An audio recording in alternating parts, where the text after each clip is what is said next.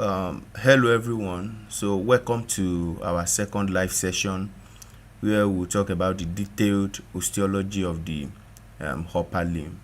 So as usual, we have our two models. This is our first model and this is our second model. So the 3D model of the skeleton of the human skeleton. So I've unchecked all the other systems so that we only focus on our bones today. Also, we are using two models because this is of course lagging a little bit because of the memory size, and this is a bit faster than the second one, but the first one is more detailed. Even though it's lagging, but it's more detailed. It has a lot of details compared to the second one. So today we'll be reviewing the osteology of the upper limb, and this session will be much more detailed than our previous live session, than our previous discussion. So the previous discussion, we talked about the osteology of the upper limb. We'll summarize the clavicle, the scapula, humerus, radius ulna, the carpal bones, the metacarpals, and the phalanges. So today we'll be going deeper into their osteology. We'll talk about their clinical correlates, and if you have any question, you can let us know in the chat session. So we'll be attending to various questions in the chat section. So thank you for joining us on this journey, and it's going to be a wonderful session. It's going to be a wonderful session. So now we can start. So we can go into the osteology of the upper limb. So we'll start from the clavicle. Now the upper limb is a freely mobile limb. It is very mobile. In fact, one of our advantages as humans, apart from our brain, is the mobility of our limbs, especially our upper limb. If we look at all the other animals, especially the animals that works on four limbs, goats, cows, and other animals, we can see, if we can look at their anatomy, so the hip joint and the shoulder joint for them has been modified for walking, but for humans, our shoulder joint has been designed not for walking but rather to manipulate objects. Our limb has been designed to manipulate objects. So the upper limb has a wide range of motion. So it has a wide range of motion. It is freely mobile, and is only connected to the. So of course the skeletal system can be broadly divided into two. That's the axial skeleton and the appendicular skeleton. The axial skeleton is the skull, the thorax, the rib cage, sternum, the vertebrae, and the hip bone. So this central framework is what is known as the axial skeleton. They provide support for us, while the upper limb and the lower limb are known as the appendicular skeleton. So they are known as the appendicular skeleton.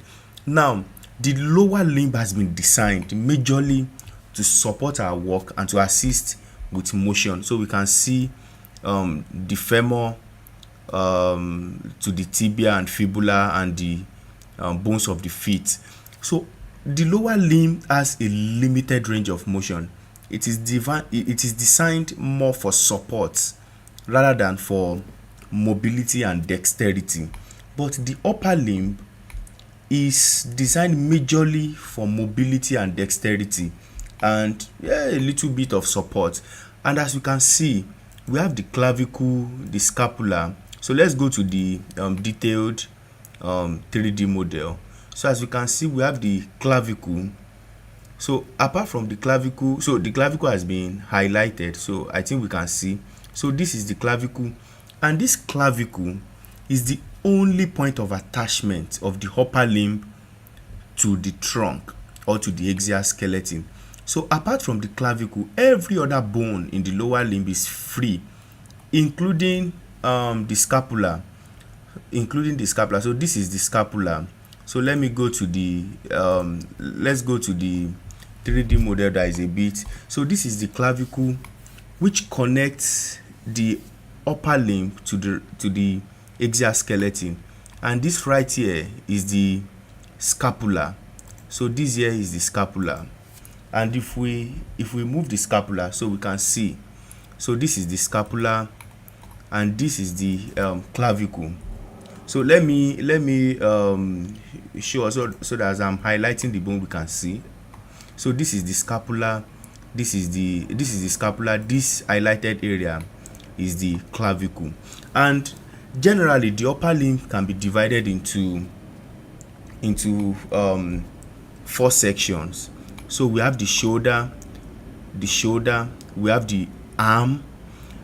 Generally people tend to use arm for the upper limb in total, but of course we know in anatomy the arm is this region from this area to this area.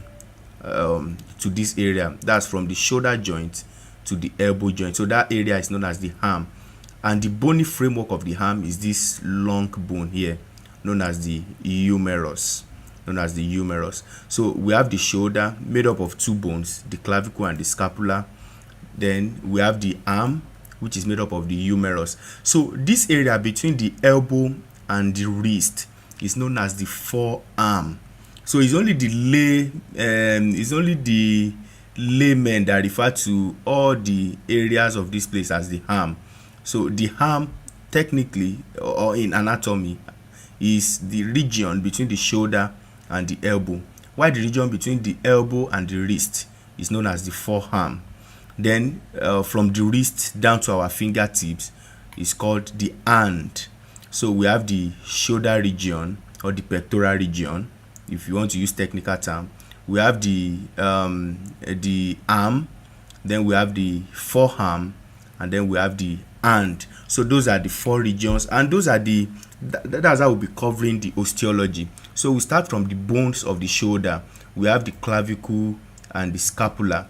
Then we have the bones of the arm with the humerus. Then we have bones of the forearm, that's the ulna, highlighted on the medial side. Then we have the radius, highlighted on the lateral side. Then we have the carpal bones. There are 8 carpal bones in total. So let me zoom on the carpal bones. So we have the 8 carpal bones.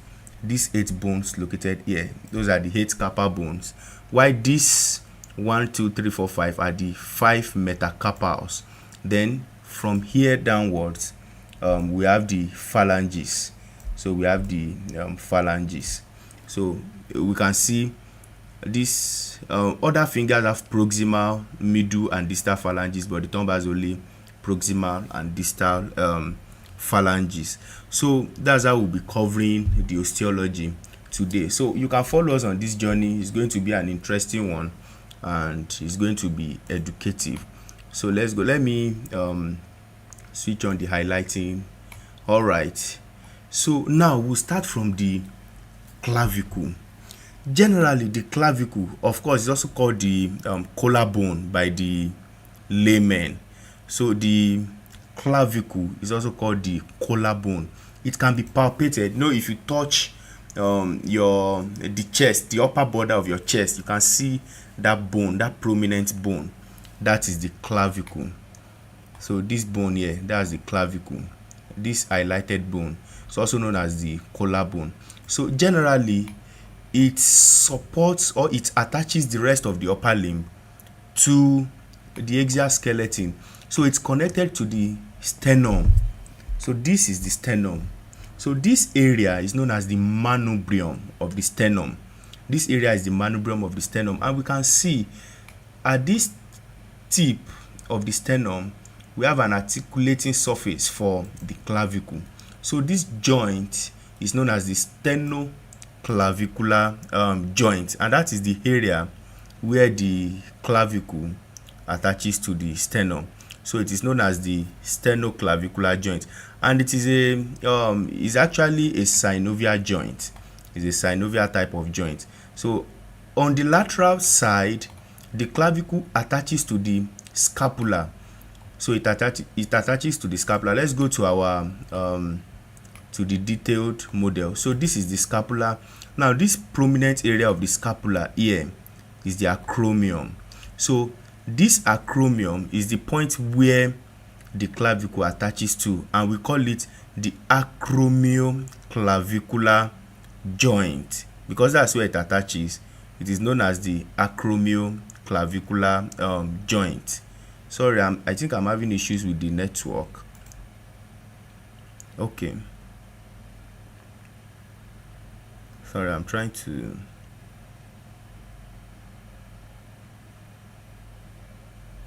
Okay, so we can go back to our 3D model. Alright, so this joint, this area is known as the acromioclavicular joint, because that's the area where the clavicle attaches to the sternum.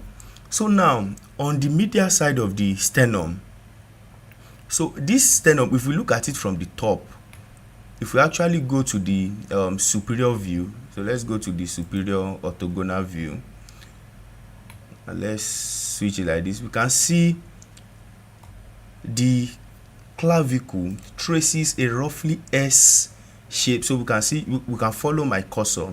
So it traces a roughly S shaped structure. So the clavicle is an S shaped bone.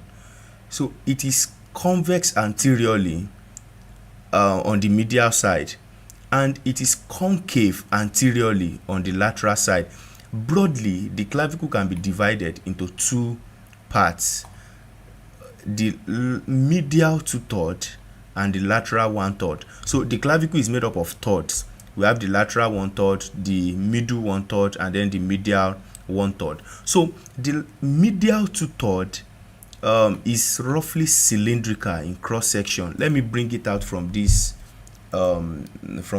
model, which is not detailed. So if we look at it if we go around the clavicle, we can see, looking at it here, we can see this lateral side is a bit flattened, but the medial side is rounded in structure. So the clavicle is rounded on the medial 2/3 and is flattened on the lateral 1/3. So that's the overall structure of the clavicle. So it is an example of a long bone, but it's the only long bone in the body that is horizontal. The other long bones in the body are vertical. So they are vertical or longitudinal. But the clavicle is the only long bone in the body that is horizontal. So it lies horizontally. That's the clavicle. So just like we said, it connects on the medial side to the manubrium of the sternum. So this is the manubrium of the sternum highlighted here, and on the lateral side it connects directly to the acromion of the scapula. So there is a tubercle. If we look below the clavicle here, we can see this area is almost in contact with the first rib. So this is the first rib. So there's a tubercle just here, also called the conoid tubercle. And on the inferior side, if we're able to check, let me zoom in and check the inferior side. There's a groove. So underneath this groove, we can see, so this groove, this line here.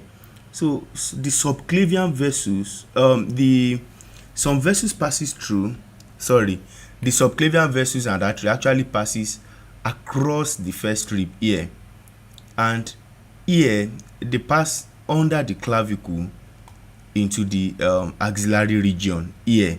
So they pass under the clavicle here into the axillary region, and fracture of this clavicle, and mind you, all fractures of the clavicle usually happens at the middle third area, because that's the weakened portion of the bone, because there are two ligaments that support the clavicle, and those ligaments, there's one here, there's another here, they are actually stronger than the clavicle itself. So if there's a fracture of the clavicle, it's going to happen in the middle third, in the middle portion of the clavicle. It can injure the subclavian vessel, and this clavicular fracture usually happens commonly when people fall on their outstretched arm, also called FOOSH, fall on an outstretched arm. So that is most commonly responsible for the fracture of the clavicle. That's commonly responsible for the fracture of the clavicle.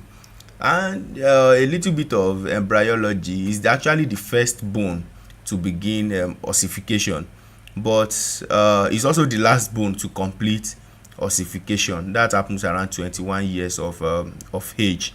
So that basically summarizes the clavicle. So generally, it's an S-shaped bone which is flattened laterally and rounded in the medial two-third, and connects on the medial side to the manubrium of the sternum, and on the lateral side to the acromion of the scapula. It actually serves as important attachment point for some important muscles. For example, the pectoralis major arises from this area, the anterior portion of the medial third of the clavicle, from here. So this area serves as attachment point for the clavicular head of the pectoralis major. Then posteriorly, the medial third serves as attachment point for the sternocleidomastoid muscle. So the sternocleidomastoid muscle comes from the mastoid process here. So the mastoid process here on the, so this area that I highlighted on the skull, this bony prominence here is the mastoid process from the temporal bone. So the muscle comes and attaches to the clavicle and the sternum. So they call it the sternocleidomastoid muscle. So the sternocleidomastoid muscle attaches here, while the lateral two-third on the posterior lip, there is the attachment point for the trapezius muscle. But anteriorly, the lateral two-third gives attachment for the deltoid muscle. So we have the pectoralis major, the sternocleidomastoid muscle, the trapezius muscle, and the deltoid muscle. There is a muscle underneath they call which is called subclavius muscle. So basically that summarizes the clavicle. And now we'll talk about the scapula. So the scapula is a flat bone. The scapula is a flat bone. If we bring it out, so let's highlight the scapula and bring it out. Sorry, so we've left the portion of the line. So let me bring it to the front and see where we can. Okay, good. So if we look at the, is a bit laggy. Now if we look at the scapula, so it's a flat bone which is roughly triangular in cross section. So if we can trace the cross section, we can see it has a roughly let's go to the lower resolution image and trace the structure of the scapula. So as we can see here, so now this is the scapula. So as you can see, it traces a roughly triangular shape.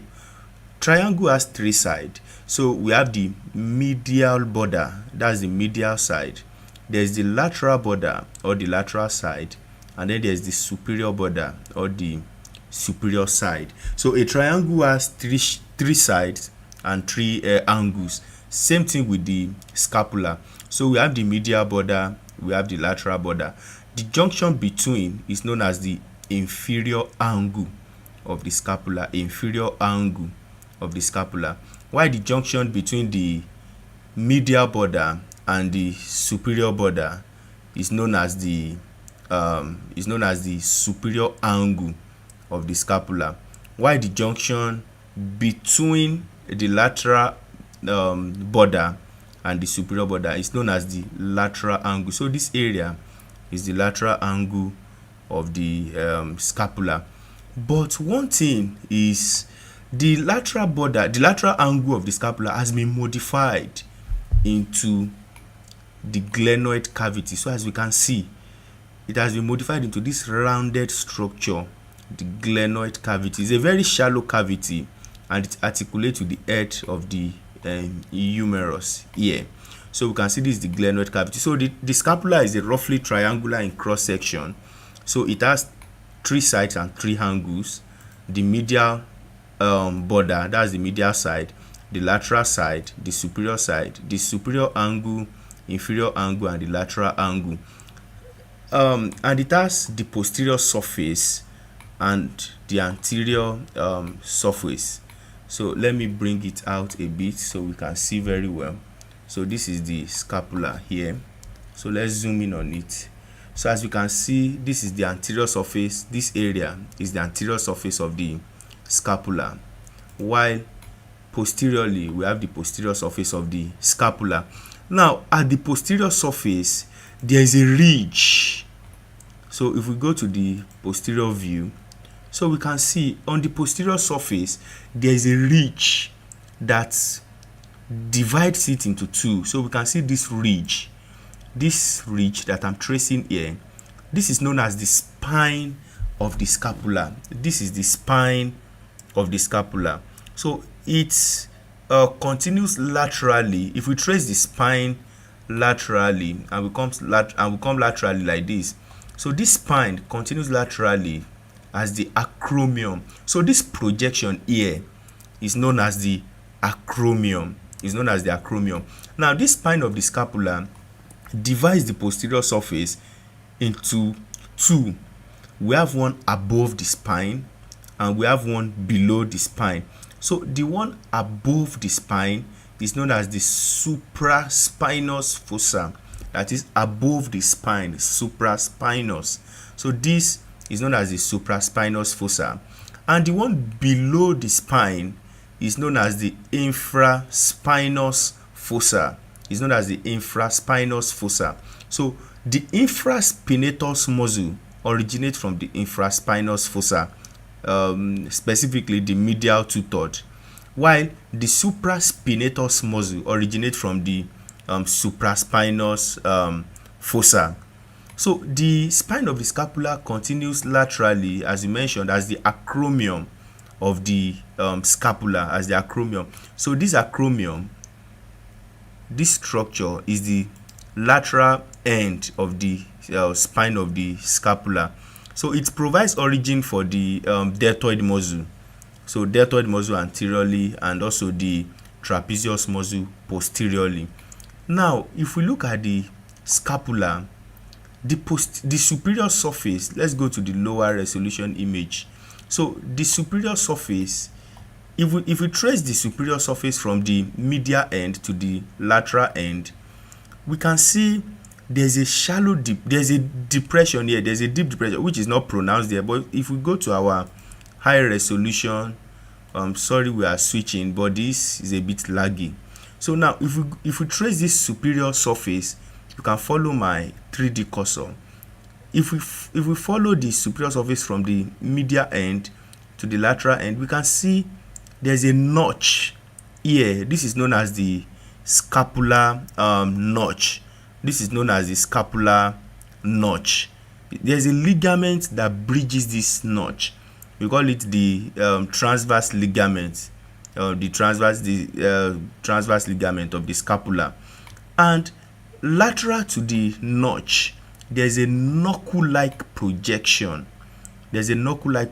Here, known as the coracoid process of the scapula. So let's go to the lower resolution imaging for faster response. So we have the superior angle. We trace the superior border. We have a notch which is not pronounced here. Lateral to the notch, there's a knuckle-like projection called the coracoid process. The coracoid process also provides attachment point for 3 muscles. So it provides attachment point for the coracobrachialis muscle. It originates from here, the coracobrachialis, from the coracoid process to the anterior surface of the humerus. It also provides the point of origin for the short head of biceps, and also the insertion point for the pectoralis minor muscle. So we can see 3 muscles attaches here: the coracobrachialis muscle, the short head of biceps, and the pectoralis minor muscle. So basically, that's the coracoid process of the scapula. Then so we've talked about the scapular notch, which is breached by the transverse scapular ligament, and generally there's a nerve that passes through the suprascapular nerve, and it can become entrapped in this notch. On the lateral side of the on the lateral angle, just like we mentioned, there is the glenoid cavity. So at this rim, there's generally a structure, because this glenoid cavity, just like we said, is shallow. So there's a structure that makes it deepen. It is known as the glenoid labrum. It's known as the glenoid labrum. So above and below this glenoid cavity, around this area, there is the supraglenoid tubercle, which is the point of origin for the long head of biceps. And below, we have the infraglenoid tubercle, which is the point of origin for the long head of triceps brachii. So we have the supraglenoid for the long head of biceps and the infraglenoid for the long head of triceps. So let's bring it back to the original, the natural position. So that's the that's that about the scapula. So if we see here, if we bring this, so if we bring this forward and we try to examine, forward, so we can see, just like we mentioned, this is the glenoid cavity. So this whitish coloration is, I used it to represent the hyaline cartilage because it is a synovial joint. So this is the articulating surface with the head of the humerus. So above we have the supraglenoid tubercle, this area, the supraglenoid tubercle, and then we have this area, the infraglenoid tubercle. Some of my labelings are not yet fully attached to it. Sorry for that. So so basically that concludes our osteology of the scapula. So we'll go to the bone of the arm, the longest bone in the upper limb. We are talking about the humerus. So let me bring it out and isolate it a bit so that we can see. So let me bring it out. So this is the humerus. So the humerus is divided into three parts. We have the proximal portion, we have the middle portion, and then we have the distal portion. So generally we can divide it into three like that: the proximal, the distal, and the middle portion. So the middle portion is also known as the shaft of the humerus. It's also known as the shaft of the humerus. So at the proximal portion, we have the head. So let's go to the lower resolution image. So we have the head. So generally the head is what articulates with the scapula. So we have the head of the scapula, we have the head of the humerus. Sorry for that. We have the head of the humerus which attaches to the glenoid cavity of the scapula. Generally the head of the humerus is bigger. In fact, it's like 4 times bigger than the glenoid cavity, and it provides a wide range of motion because of that. In the resting phase, we can see the inferior and anterior portion of the head of the humerus. If we look at it from here, we can see most of the superior portion is free, and most of the posterior portion is also free. So the anterior and the inferior portion is what attaches to the glenoid cavity at rest. So the other portion are generally free. So this provides a wide range of motion, motion for the, especially abduction for the shoulder joint. So it provides a wide range of motion which include abduction and lateral rotation of the shoulder. So that's the head of the humerus. So if we see here from the detailed image, so the head of the humerus has been colored white to denote the hyaline cartilage. So just beyond that, we have the anatomical neck. So this area where the hyaline cartilage stops, that is where the shoulder joint stops. that is known as the anatomical neck of the humerus.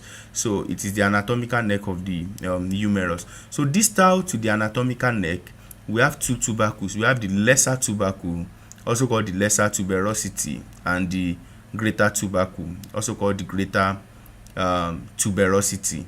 So the lesser tubercle, if we go to the lower resolution image, we can see it's not very prominent here because we've not really paid so much. So let's bring this back to the neutral position. So if we see from the lateral side, we can see the lesser tubercle of the head. So this is the lesser tubercle here at my keyboard. So let me okay, so this area, this is the lesser tubercle, and we can see it's projecting anteriorly, while the greater tubercle is projecting laterally. So this is the lesser tubercle facing anterior and the greater tubercle facing laterally. In between, we have the intertubercular groove, which was also known as the bicipital groove, also known as the bicipital groove. So this intertubercular groove is where the long head of biceps brachii passes through. Before, you remember we said it originates from the supraglenoid tubercle here. So after originating from the supraglenoid tubercle, the long head of biceps brachii passes through and runs down through the bicipital groove. That's why it was called the bicipital groove. It is actually breached by a transverse humeral ligament. It is breached by a transverse humeral ligament. So the greater tubercle on the one facing laterally actually provides attachment for 3 of the muscles of the rotator cuff muscles. Remember the rotator cuff muscle, SITS, the supraspinatus, the infraspinatus, and the teres minor. So the 3 attaches to those 3 attaches to the greater tubercle, while the subscapularis muscle, which by the way originates from the subscapularis fossa, the subscapular fossa of the scapula, the anterior surface of the scapula, it attaches to the lesser tubercle. Now below the tubercles, the humerus narrows into what is known as the surgical neck. This area, this is the surgical neck of the humerus. The surgical neck of the humerus. This surgical neck is a common site of fracture, especially in elderly patients. So it's a common site of fracture, especially in elderly patients. So it's a common site of fracture, especially in elderly patients. And it fractures, when it fractures, because the axillary nerve passes around the surgical neck. Because it passes around the surgical neck, the fracture of the surgical neck of the humerus can damage the axillary nerve. It can damage the axillary nerve. So just beyond the shaft, just beyond the surgical neck, we have the shaft of the humerus. We have the shaft of the humerus. So the shaft of the humerus has some important landmarks. So if we go on the lateral aspect, at the middle portion, we have the deltoid tuberosity. We have the deltoid tuberosity. That's the point of insertion of the deltoid muscle. And on the posterior surface, if we go to the posterior surface, we have the radial groove. So if we go to the posterior surface, we have the radial groove, which travels posteriorly, and is the this radial groove is the pathway for the radial nerve and the deep brachial artery in the posterior aspect of the arm. So at the distal portion of the humerus is modified into so if we go to the front aspect and we see, so if we go to the front view, so at the distal portion of the humerus, we can see some important areas and modification. So we can see the very pronounced medial epicondyle. This area is known as the medial epicondyle. Behind it, there's a groove for the ulnar nerve. So if we go to the lower resolution image, so we can see, if we look directly in front, so this is the medial epicondyle. So posteriorly, there's a groove here, which is a groove for the ulnar nerve. The ulnar nerve passes through this place into the forearm. So there's a groove for the ulnar nerve behind the medial epicondyle. On the lateral aspect, we have the lateral epicondyle, which is not as pronounced as the lateral epicondyle. So it's not as pronounced as the lateral epicondyle. So that is the lateral epicondyle. Then below the epicondyle, we can see the articulating surface of the humerus has been modified. On the lateral aspect, we have the capitulum. So this rounded structure is the capitulum, and it attaches to the head of the radius. So this is the head of the radius, this is the capitulum. So the capitulum attaches to the head of the radius, and on the medial side, we have the much more pronounced trochlea. So this is the trochlea of the humerus. So the articulating surface of the humerus has been modified into the trochlea and the capitulum. So the capitulum articulates with the radial head, while the trochlea articulates with the ulna at the ulnar notch. Now, above the capitulum and the trochlea, there are shallow fossae. So above the capitulum, we have the shallow radial fossa, and above the trochlea, we have the shallow coronoid fossa. So the coronoid fossa, this is the ulna. This highlighted bone is the ulna. So this tip is the coronoid process of the ulna. So in elbow flexion, the coronoid process of the ulna fits into the coronoid fossa, while the head of the radius fits into the radial fossa. Posteriorly, there's a deeper fossa. This deeper fossa, known as the olecranon fossa. So this deep fossa is known as the olecranon fossa, as you can see. So it accommodates the olecranon process of the ulna during elbow extension. So basically, that concludes our osteology of the humerus. Also, the shaft of the humerus can fracture.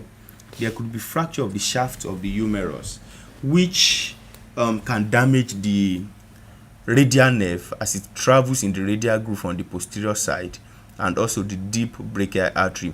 Also, at this epicondyle, there could be fracture both of the medial epicondyle, and even there could be fracture just above the epicondyle, supracondylar fracture. So let's go to the two bones of the forearm. So the forearm consists of two bones which are parallel to each other in the anatomical position. So we can see on the lateral side is the radius, and on the medial side there is the ulna. So the lateral side there is the radius, and on the medial side there is the ulna. So if we go to our low resolution 3D model, so this is the radius and this is the ulna. So the radius is narrow proximally and widens as it moves distally. As you can see, it narrows at the proximal region, then widens as it travels distally, while the ulna is broader at the proximal end but becomes narrower at the distal end.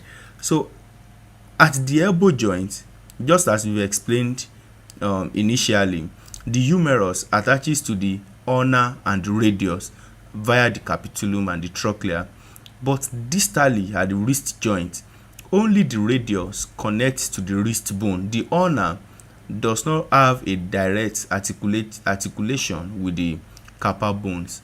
It rather attaches to the radius at the wrist. So let's talk about the radius. So the radius, just as we said, is narrower at the proximal portion, and it has a head which is rounded, as we can see. So this rounded structure is the head of the radius and is the articulating surface of the radius. A ligament known as the annular ligament covers this area. Then just below the head we have a narrow neck, this narrow neck. Then just below the neck there's a widened area known as the radial tuberosity. So this broad area is the radial tuberosity and is the attachment point for the biceps brachii. It is the attachment point for the biceps brachii. So after the radial tuberosity we have the shaft of the radius. Also these two bones in vivo, that is inside our body, they are connected by the interosseous membrane. So at the distal end of the radius, which is broader, so as you can see, which is widened, on the lateral aspect it is modified into the radial styloid process. So this tip, it is modified into the radial styloid process at this point, and it has an articulating surface on the inferior aspect, which articulates with the scaphoid, the lunate, and part of the triquetrum of the carpal bones, basically the bone of the proximal rows of the carpal bones. Then on the medial aspect of the forearm we have the ulna. So if we go to our lower resolution image, so we can see on the medial aspect we have the ulna. So if we bring it out, we have the ulna, and as you can see, the proximal portion, which is broader than the distal portion, just like we said, which is broader than the distal portion of the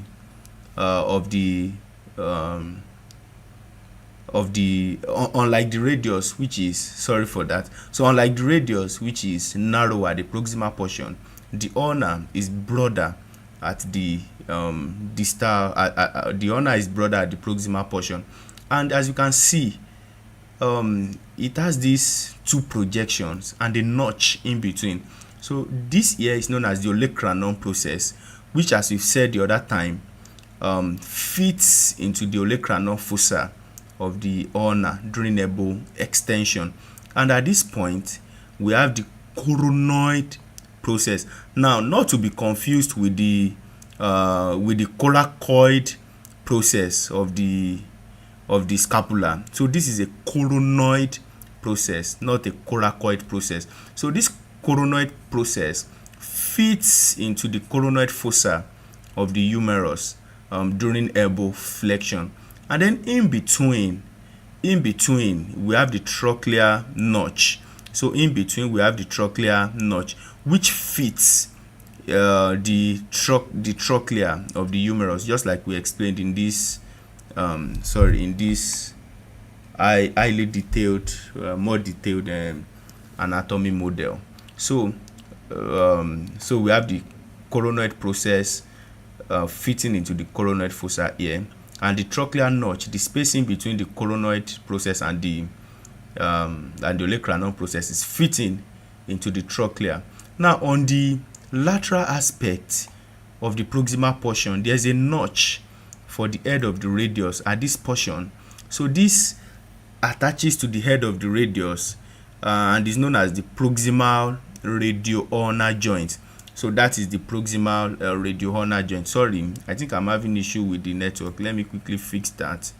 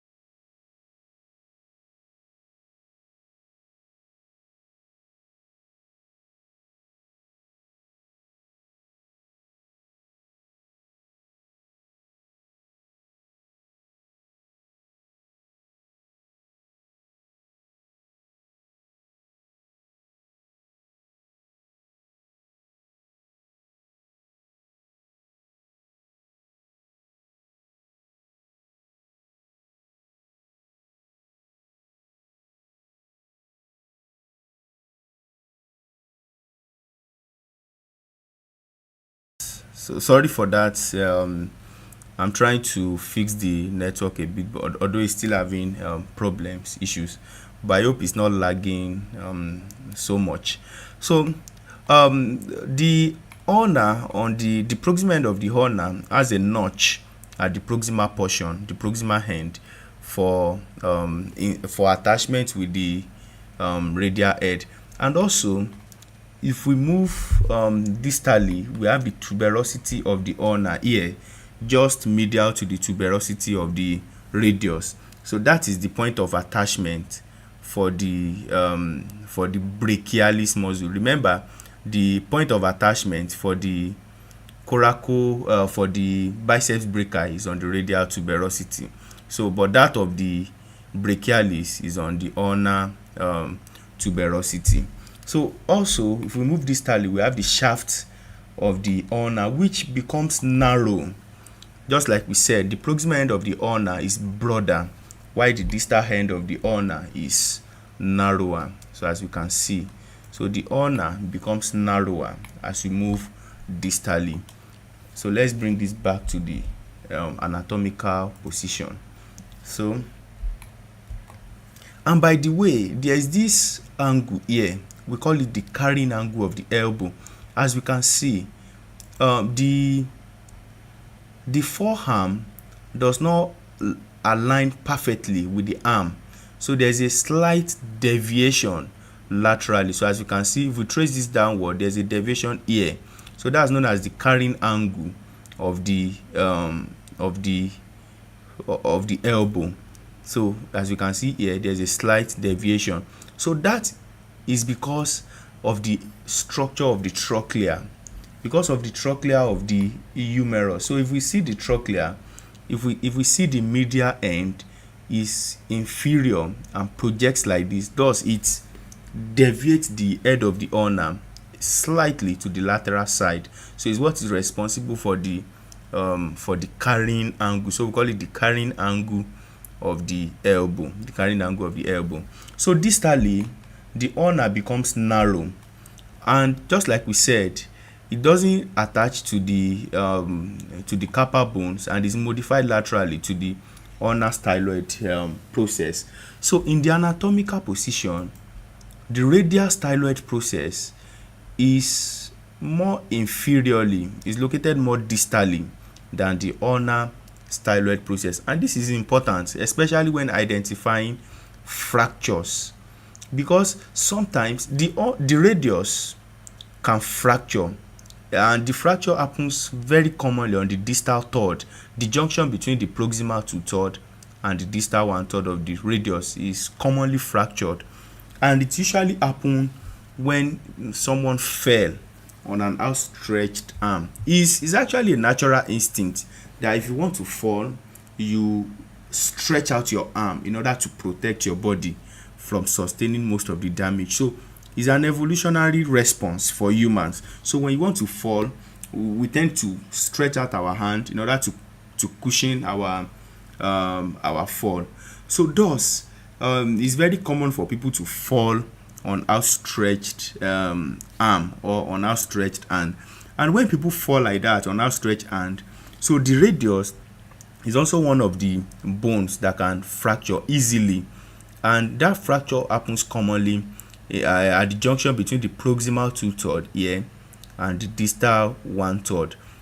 Now, in some cases, the bony fragment will not be displaced, but a way to know that there's a likely fracture of the radius is that the radial styloid process will be on the same level with the ulnar styloid process. So the radial styloid process normally lies more inferiorly to the ulnar styloid process when you look at a radiograph.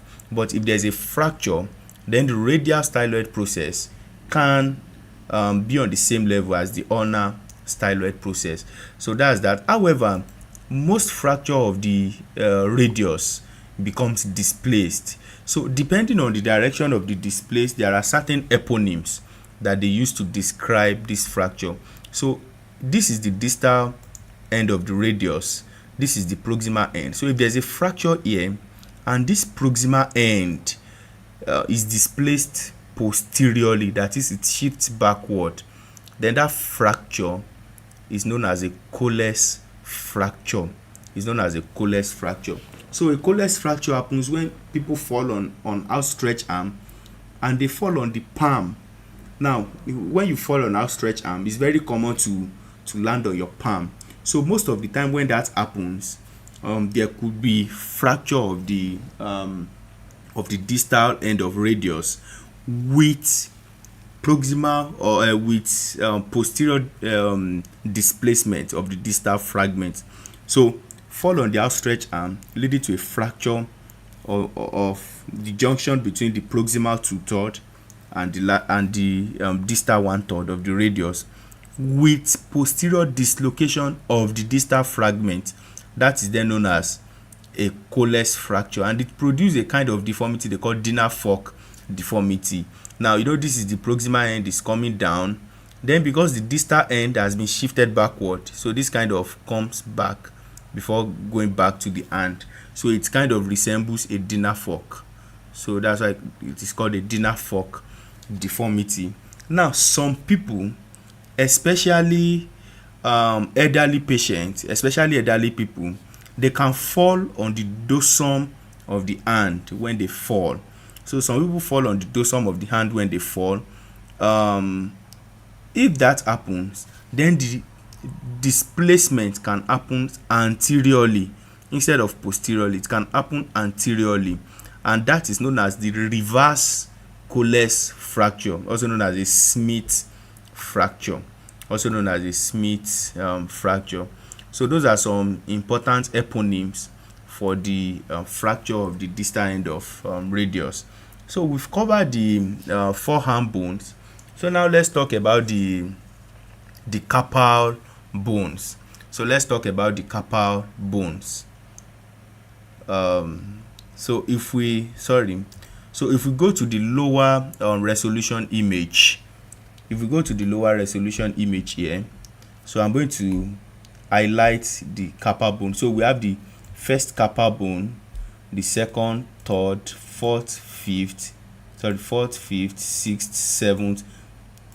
Then there's this one anteriorly, this here, so making 8.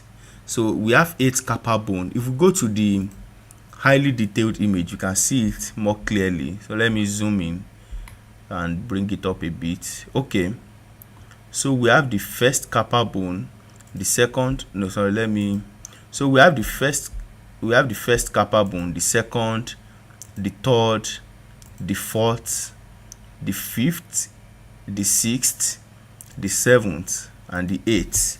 So in total we have 8 carpal bone. So let me try to bring the 8 outside so that we can see.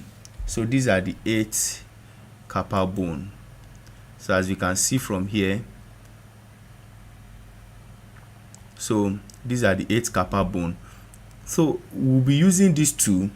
So we'll be comparing to the left side. So I'm trying to bring this outside so we can see. So it is roughly arranged in 2 rows. So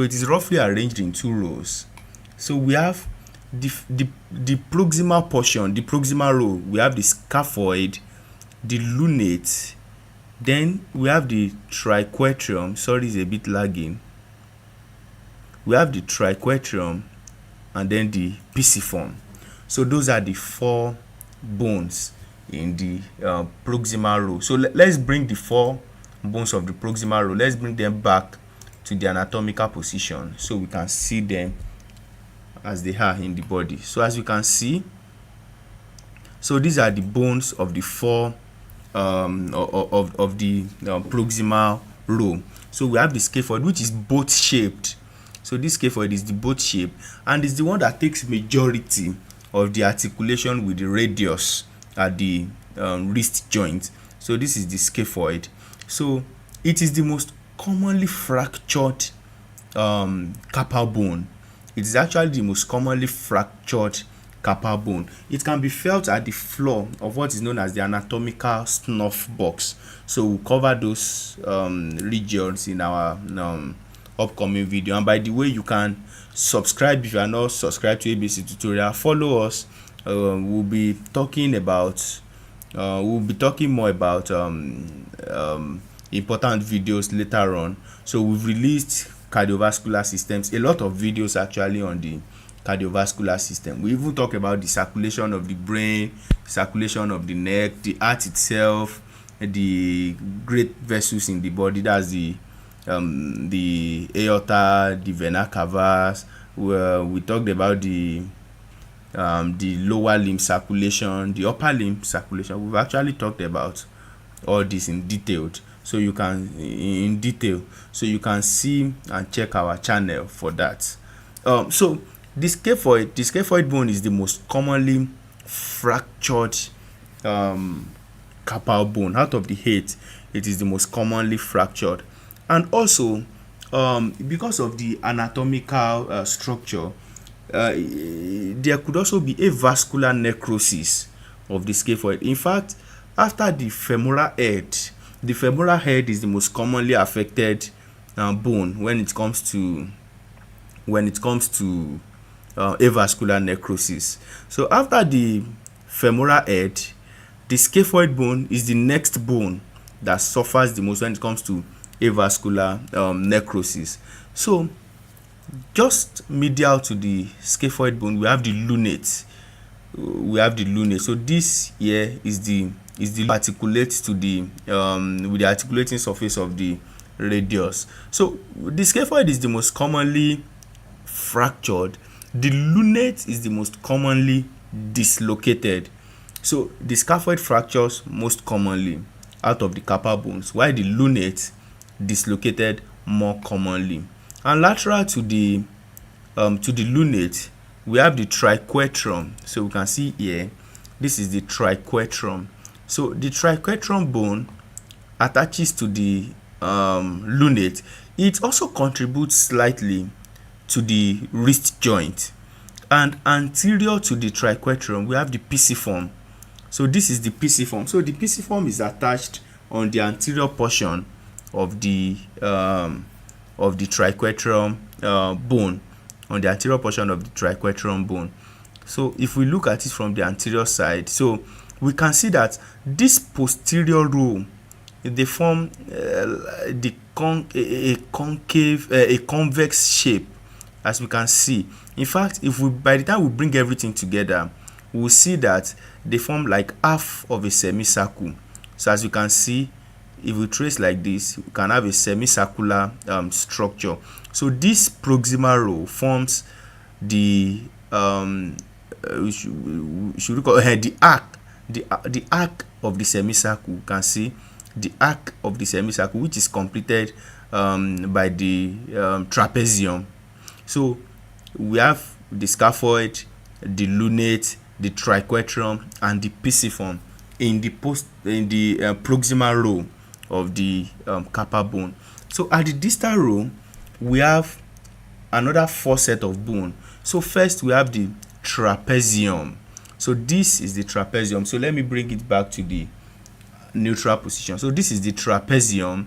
As we can see, it articulates to the scaphoid, and it attaches to the thumb. So at the base of the thumb, you have the trapezium attaching to the first metacarpal. So we have the base of the trapezium attaching to the first metacarpal, So the trapezium forms a saddle joint with the first metacarpal. So that's the attachment. So after the trapezium, then we have the trapezoid. So actually it's kind of similar. It's based on their shape anyway. So but trapezium is lateral to the trapezoid. So the trapezoid is more medial to the trapezoid. Generally when we are trying to number in anatomy, we want to start on the lateral side medially, especially when it comes to the limbs. So we have the first metacarpal, second, third, fourth, fifth. So the trapezium in alphabetical order comes before the trapezoid. ZI. So I comes before O. So we have the trapezium before you mention trapezoid. So the trapezium comes on the lateral side, while the trapezoid comes on the medial side. So the pisiform generally is the smallest of the carpal bone. In fact, it is a sesamoid bone that is located within the tendon of a muscle, and that tendon is the tendon of the flexor carpi ulnaris tendon. So this trapezoid is the smallest in the distal row of the carpal bone. Then after the trapezoid, we have the capitate. So if we bring it back to we can see the capitate is the largest bone in the carpal bone. As you can see, it forms a stable central colon. So this is the capitate.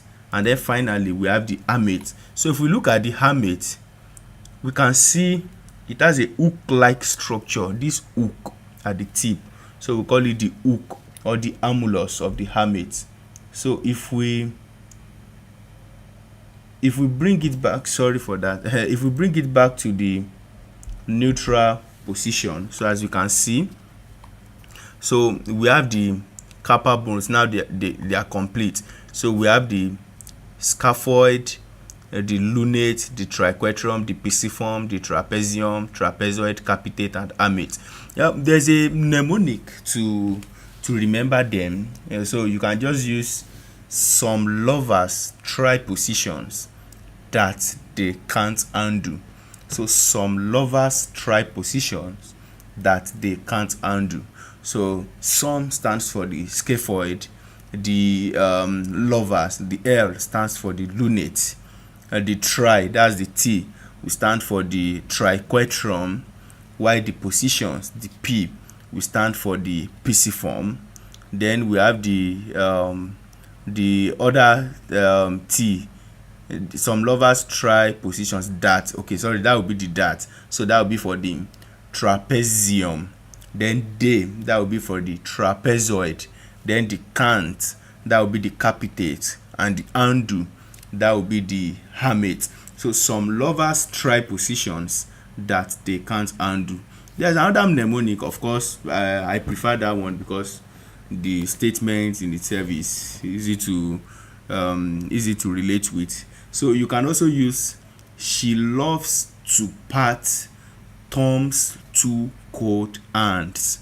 She loves to pat Tom's two cold hands. So depending on which mnemonic works better for you, so you can just use any of them. So just like we said, you can see the carpal bone in total, they form like a half of a circle, a semicircle. So we can see this is the arc and this is the diameter. So this is the arc and this is the diameter. So if we look at it, if we look at the bone from the side, we can see that there's a concavity on the palmar surface. So the palmar surface, let me so as you can see, we can see that there's this concavity inside. So this concavity is for the flexor tendons, the tendon of the flexor muscles. As they are coming, so they pass through these concavities. Then in between the hook of hamate and the hook of the hamate and the pisiform bone, we can see that in between. So if we look at it like this, let's go to the lower resolution image to see it faster. So we can see this is the hook of hamate and this is the pisiform bone. So in between we also have a pathway, a canal. It is known as the Guyon's canal. The Guyon's canal. So it is breached by the piso-hamate ligament, pisiform to the hook of hamate. So we call it the piso-hamate ligament. So what passes through is the deep branch of the ulnar nerve. So this nerve can become trapped in that region, and the patient begins to feel numbness or tingling sensations in the little finger and also on the medial aspect of the ring finger, because those are the areas supplied by the nerve. You see, as the nerve passes through, it supplies this finger, that's the little finger, and the inner aspect ring finger, so it can become entrapped in the Guyon's canal. We also talked about the lunate being the most commonly dislocated bone. So if it becomes dislocated, it can affect the medial nerve as it passes through the palm. So it can cause medial nerve entrapment, so even in the palm. So I think, okay, so just as I was explaining, you can see the concavity. So on the posterior surface, there's a gentle convexity like this. So the extensor tendon passes it passes around this area. So it passes around this area. So of course, yeah, this model, this skeletal model is just a rough skeletal model, blah blah blah, just so this is more 3D accurate. It's not easy to generate the 3D models anyway of the skeletal system, and of course we still get better, and it's actually nice working with these 3D models. So now to the metacarpals.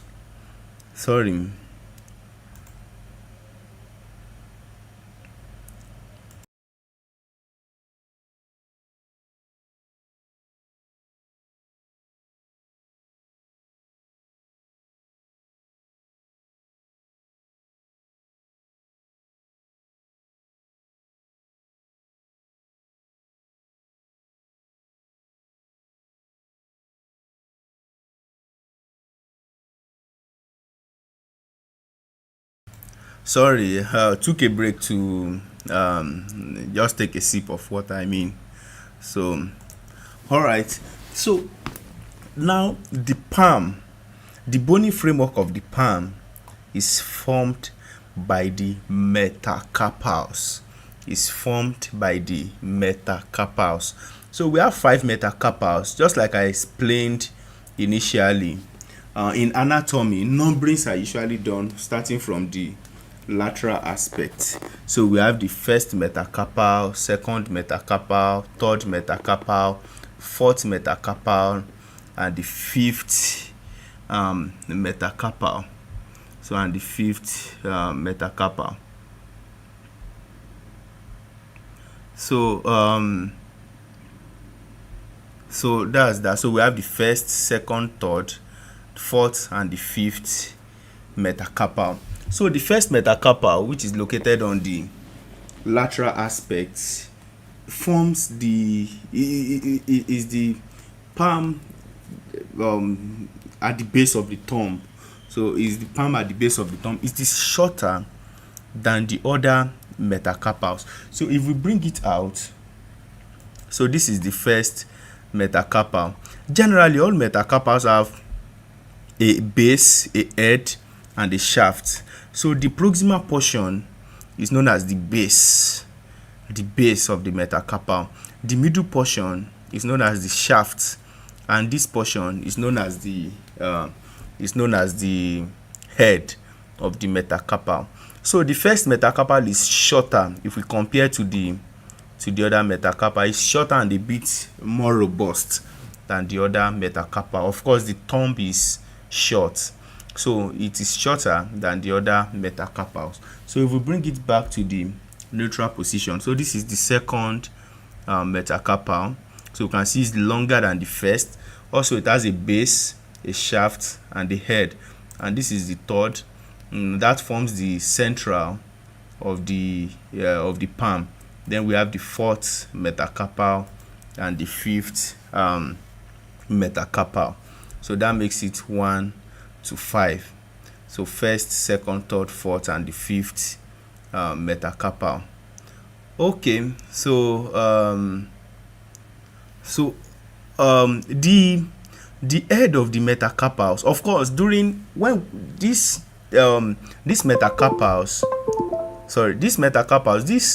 we can see the first is sort of facing inwards. The other ones are facing anteriorly. If we look from the side, we can see the other metacarpals, the other 4, that's the second to the fifth, they are facing anteriorly, while the first metacarpal is facing inward. This is because the thumb moves inward during flexion. unlike the other four fingers, when we want to make a fist, which comes which bends anteriorly. So this is very important because the head of the metacarpals can fracture. The head of the metacarpals can fracture, but the knuckles are generally formed by the head of the second to the fifth metacarpal. In fact, in boxers, in professional boxers, the second to fourth actually fractures the most, and it is known as boxer's fracture. They call it boxer's fracture. Although the fifth metacarpal can also fracture, but that one is more common in boxers that are not experienced. So in experienced or professional boxers, the second to the second and third most commonly actually fracture, but the fifth can also happen in unskilled boxers. But the base of the first metacarpal can also fracture, and that is known as the Bennett's. That's actually known as a Bennett's fracture. So that's that about the metacarpals. So we also have the phalanges. So let's go to the lower resolution image. So we have the metacarpals, first, second, third, fourth, and fifth. So we have the phalanges. So I want to bring out all the phalanges so that we can see them separately. So as we can see, so you can see as I selected, so these are the phalanges. So we can see the second, third, fourth, and fifth fingers generally have three phalanges. So there's the proximal, there's the middle, and there's the distal phalanx, while the thumb generally has two, the proximal and distal phalanx. So those are the phalanges of the finger. So there are 14 in total. So generally those are the bones of the upper limb. Sorry, I'm trying to bring them back to the anatomical position. All right, so we have 14 phalanges together with 5 metacarpals. That makes 19 bones, together with 8 carpals. That makes 28 bones, together with 2 forehand bones. That's 30. Then together with the humerus, that's 31. Then together with the scapula and the clavicle, that makes 32 bones. So we have 32 bones in the upper limb, and generally that's the anatomy or the osteology of the upper limb. So we've talked about the clavicle, we've talked about the scapula, the humerus, the forearm, that's the ulnar and the radius. Then we also talk about the carpal bones. We also talked about the metacarpals and the phalanges. So generally, I think we've tried with the osteology of the upper limb. We've done quite a lot. We've talked about them. If there's any question, we can contact ABC Tutorial. If you are not online now, you can see actually people are online. That's interesting. I didn't really know people would be online with this when I started, but yeah, people are actually online. And this, let me refresh chat. Nobody seems to be chatting yet. No problem. So this is our second live, so you can subscribe to ABC Tutorial. Let us know where you are watching from, and if there's any topic you feel we should cover next, you can actually inform us and let us know. Then if there is any question, you can still put it under this, maybe while watching later and stuff like that. Thank you very much for the live session, the likes so far, the views and everything. Thank you all. Enjoyed working with you, and we hope we'll get better as time goes by. Love you all.